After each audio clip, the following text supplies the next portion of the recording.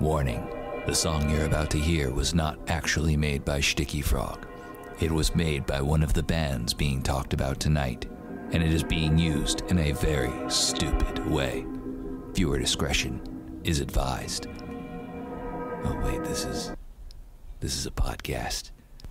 No one told me it was a podcast! That's right. All right, Sean. I just got done doing the finalizing of the new song that you just recorded with me, dude. Yeah. Like, go ahead, check it. Oh, dude, it sounds like real good, man. It's like it's real heavy. Dude, okay. Real dark. All right, let me hear. Oh man, you're gonna love it. All right, dude, check it. Here, look.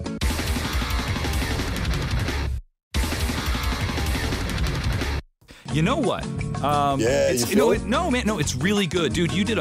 You really can. You're a producer, that's for sure. But can we add a cow? Like a cowbell? Like no. Like just a cow. Like a cow. Like you want like a moo. Yeah, like that's it. Moo. Cow. Yeah, put a moo right there at the end. Yeah, do that. You want me to put a fucking moo at the pause? Yes, that would be great. Thank you. Well, you are music legend Sean Brugger. Let me. Thank you. Let's Thank see you. what So I can. let's hear. You know.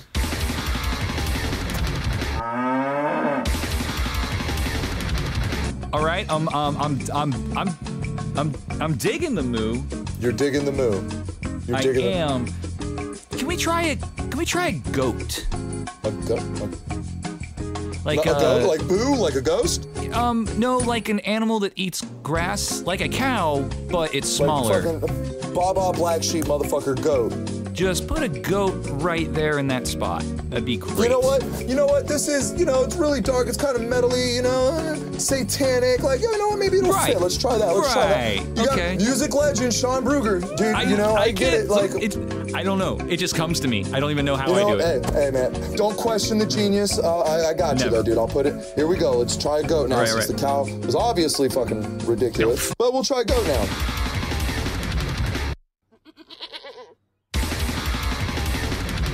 Yeah, I think we're almost there, but instead of the pause, bro. A goat, I know the goat is pretty damn perfect, but can we try? The pause sounded good there.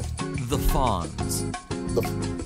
You want to put at every pause. Yeah, you are on point. I don't know how you I say it and you just know. Yeah, that's the thing. That's the thing. How do you sell records? Okay. That's whatever. Let's put the fucking fawns in.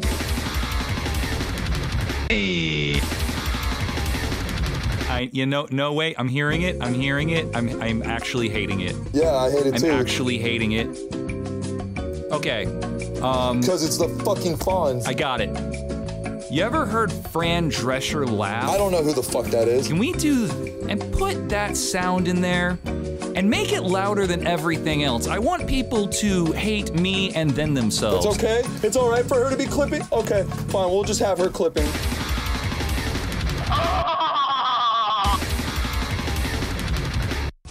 Nope. No, wow, you're right. What a coincidence. Because that would just make total sense for that to have worked. Okay. How about, okay, I know I've done a lot of how abouts. I promise this is the last one. How about a duck? All right, dude, I've had fuck enough, dude. A duck. It's a duck.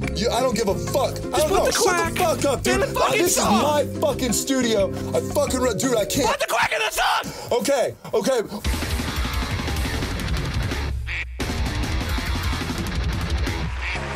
When he's right, he's right. I know, man, I did it. And that's why you're a legend, bro. I was saying it, you heard it, and it happened. That's the one.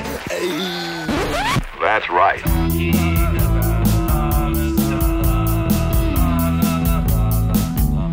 All right, episode 4. Holy Christ. Dude. Fucking stuff. This week we did something, you know, because last week it was like, let's pick some bands we know about, let's talk about those. We went real different. And that worked pretty well. And then we were like, all right, look, we're gonna be like on opposite sides of the state. So let's pick a couple of albums, you know, you can listen to on the road, I can, you know, listen to. We were going over a list, and I go, who the fuck is Hardcore Anal Hydrogen? Oh, and you're like, oh, Hardcore Anal Hydrogen. Well, Sean, let me take you to a magic land.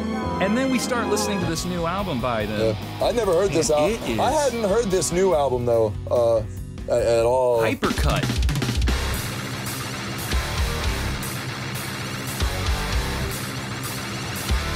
Crazy.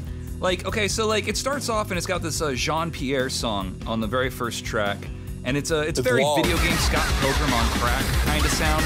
I like that. I really do. But it's 5 minutes long, though. It is. It's a long one. Well, a lot of their songs are, man. These guys are math rockers through and through, man. Like. Oh yeah, for sure. You know, and I watched the video for it. I think I sent it to you earlier. It's a neat psychedelic kind of video. It's like got these effects on their faces and stuff. Yeah. That was really kind of cool.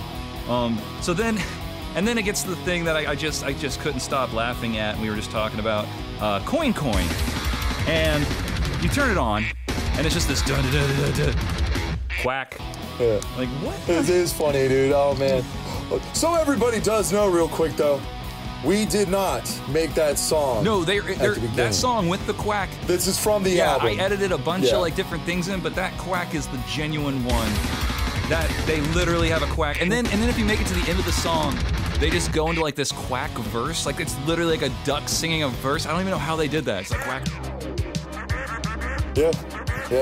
And then it's got these like batshit crazy horns playing, and I think that's really interesting. Is like they always explore their space like that though. They play with a very large array of musical instruments. I don't have the balls, I don't think, to make songs that go off key.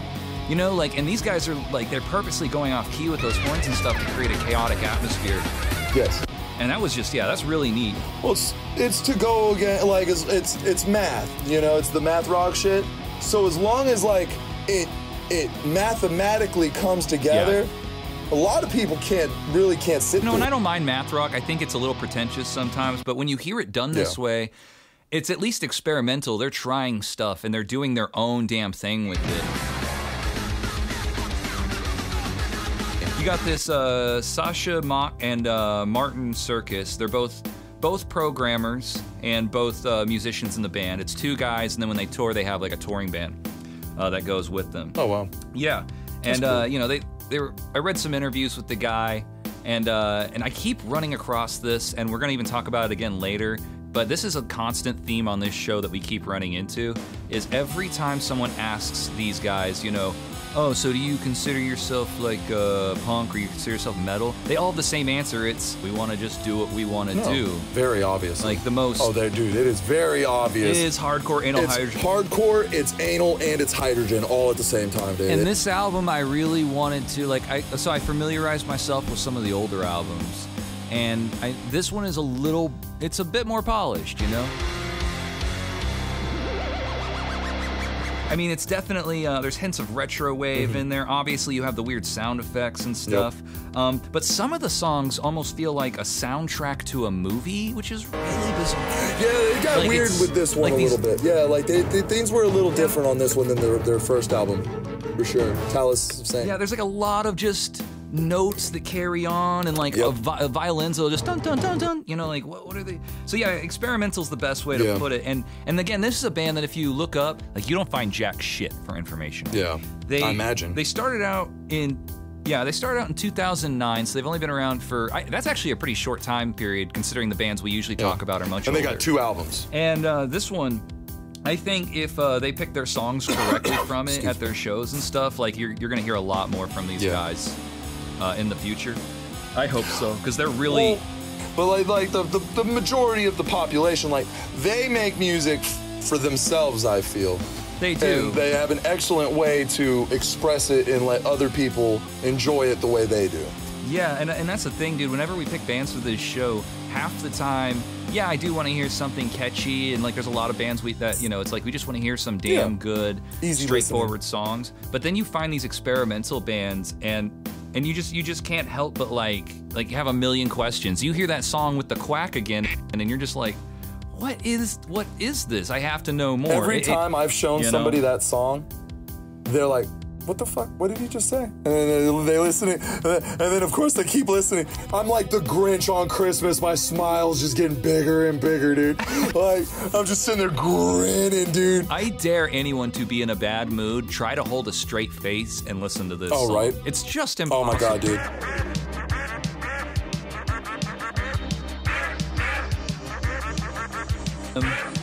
I think we can move on to the most.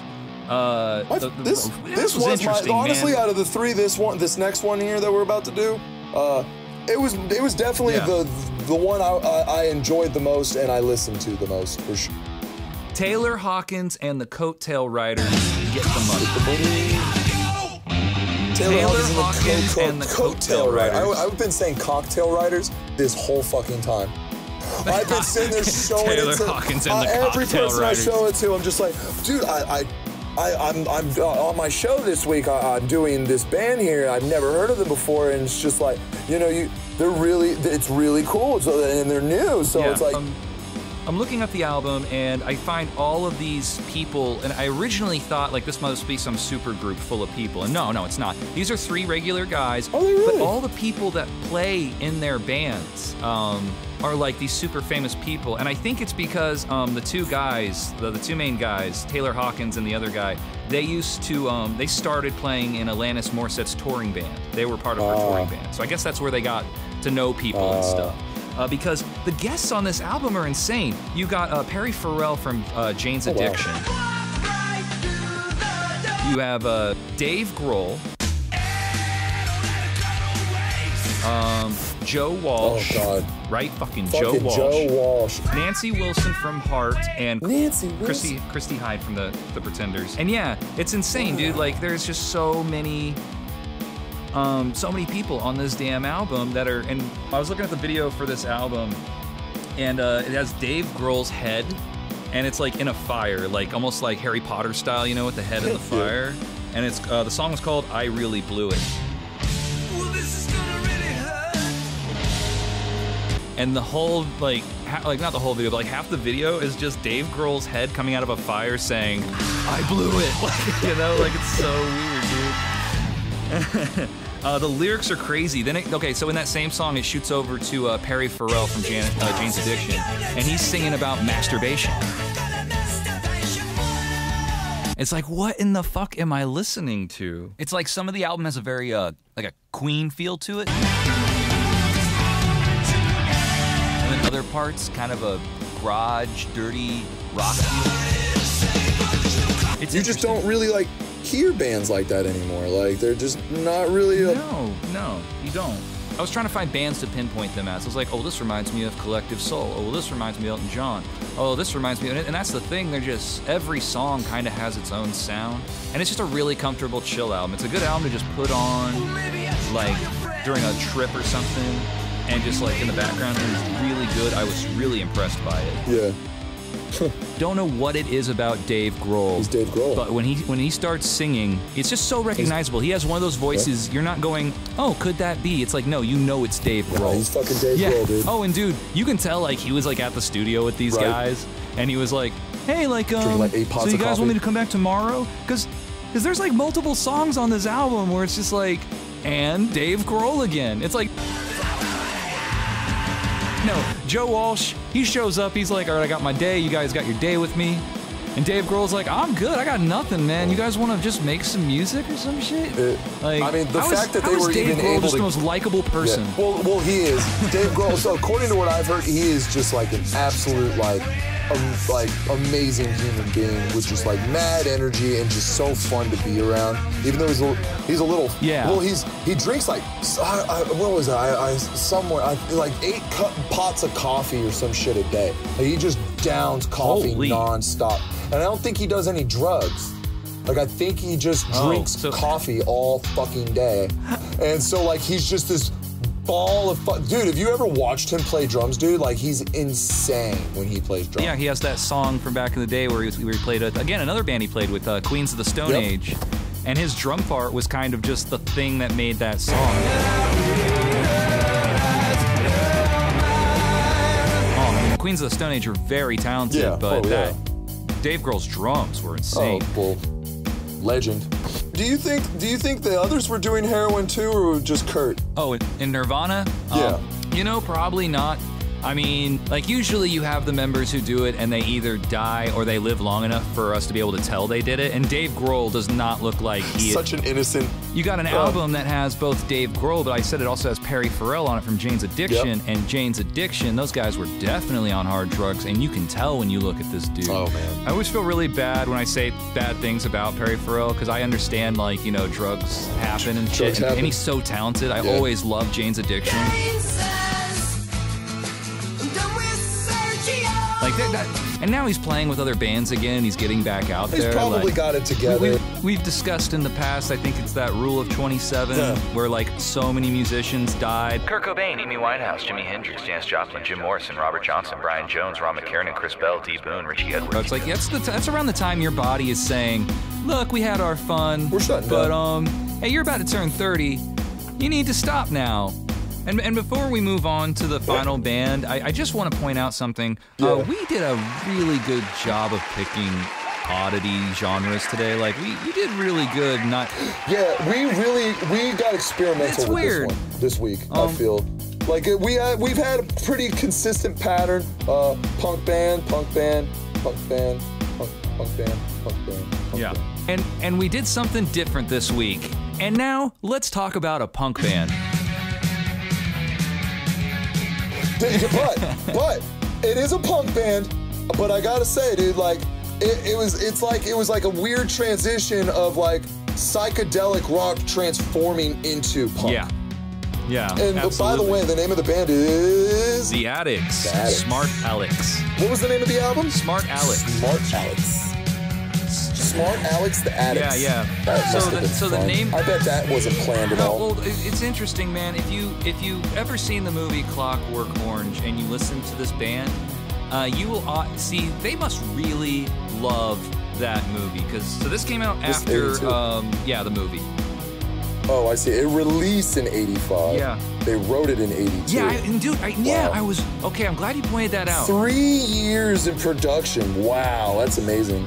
I was going through and I saw Bad Boys, written in 1980, like 3 or 4. But it wasn't on an album till '85, and this was the biggest track on the album. In fact, it was huge the year it came out. It was like the biggest song of that year. This band is still touring, and they are still active. Are you serious? They're actually right now. They're about to do a show in the UK in the next few weeks, and then they're doing a show in New York next month. Yeah, they are still touring, still going. I imagine Europe is definitely the more comfortable atmosphere. Well, they're legends there. Yeah. They did an interview with the guys, and the guy was saying, you know, like, we started playing music and the punk rock thing started, and we got really exhausted of the punk rock thing, like, really fast, and we just wanted to, like, do our own thing, so we started dressing this way and kind of playing this music we play. And, like, the guy interviewing him asked, like, so, you know, how do you feel, being called a punk band? And he's like, you know, if that's what it takes, that's fine. I don't mind if someone has to give us a category just to look us up. Don't label me, motherfucker. Like, well, no, they understood. Well, they also understood that punk identity is what got them to fame. So they respect it, but at the same time, they're like, we make what we want to make. Like, listen to half of our discography. They do whatever they want, and that's another band. What punk rock's all about. When we were talking earlier, this is a constant thing. Yep. I did think it was really interesting on this album. Like, so we had looked into the Bouncing Souls a few weeks ago, and they had this Olay song in it. And on this album, you have their first song is Ode to Joy. And I just thought it was interesting how these punk bands have these, oddball covers. Yeah. And everything about the look and the music. They're just, check them out. Smart Alex, The Addicts. Yeah, I think we did pretty good this week. You got anything else, Randall? Sean, if you will, the albums were Smart Alex. The albums that we listened to this week, we had Hardcore Anal Hydrogen. Okay. We had the Addicts. And we had Taylor Hawkins and the Coattail Riders. Cock. It's Coattail Riders. Oh my god, I can't believe that this whole time I thought that was Cocktail Riders, dude. No, I like it better, man. I'm keeping it. That's my head But anyway, right guys, there. Yeah, peace. Peace. I get the last word. Fuck you. No, all right, good. I got the last word. The last what? That's right.